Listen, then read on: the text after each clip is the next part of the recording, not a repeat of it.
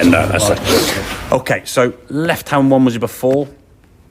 I say, Saturday-wise was pretty good, to be fair. Obviously, there's nothing major. Takeaway was good there. Now, this is a nicely online plane swing, to be fair. From here, now, your left knee kind of went towards the ball. Didn't really rotate. You kind of just lifted your arms. You got a little bit kind of steep. And length of backswing, to me, a little bit on the shorter side, okay? As we then come back into the golf ball, you can see now as you're at the golf ball how much kind of right foot movement you've got there with that right foot. A lot of leg action there. Balance is going to be an issue, as we said.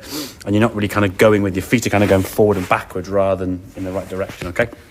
So this drill now on the right-hand side, talking about now as you swing back, try and feel like you're almost turning into that right heel, which will get that left arm a lot flatter now across your shoulders. You're not changing your arm movement, but the movement of the body will change the arm movement. Does that make sense? You're not actively going, oh, I've got to swing around my arm. You're just swinging, okay, I'm still swinging around my torso, but my torso now is swinging more around me because of that. And look how much further that backswing's gone there now. I know it's a practice swing, but even so, you see where the swing comes up in a second, you do go back a bit further, okay? So it's going to change that depth of swing, change kind of your low point and change just your general path in the golf ball, not coming down too steep on them to try to get out your own way. Sort of, as you said, back it up and lean back was one of the sort of phrases I think you used when you were doing that. So if we watch this swing now, what I like about the actual impact position on this one more so, we get up here now as we turn into that right hip, so taking the club back away then, and again the club's not going inside here now, as you can see it's still in a good position, turning into that right hip, how much more depth you've got in that backswing, how much further that club's travelling.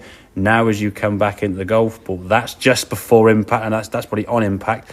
Look at your lower half movement there, how much quieter that foot is there. It's not moved quite so much. So you've kind of gone from here, turned into that right heel, and then you've slid that way rather than kind of doing that and then kind of, it just looks painful to me. And again, like I say, that left knee has probably been an issue that's caused from the injuries from the fall. But the swing you're making is probably not going to help it. And it could potentially aggravate it, okay? So as you come to the golf ball there now, and I actually like I actually like the fact that your arms now, there's a bit of daylight now between here, coming more from the inside, a bit more underneath rather than that kind of over the top right shoulder smothery you had there. So a lot of good things in that position then as you go through the target there. Now it just looks a bit more kind of balanced swinging around that left ankle rather than it sliding and the knee going outside. Once that front knee gets outside your left foot, you're in a bit of a world of hurt there. And that's not going to help your ankle or anything. It's going to hurt. And as you said, when you played golf last time, the 10, 12 games you played, it bloody hurt. So let's say that left foot. So again, good drill. You could practice up against the wall there. Obviously, your foot's going to be up against the wall and your left knee is going to come away from it, move back towards it, pulling away around it, okay? We don't want the left knee to go along the wall and then try and slide into the wall as you come back. So, make sense? Oh, absolutely. Good man. Very good, mate.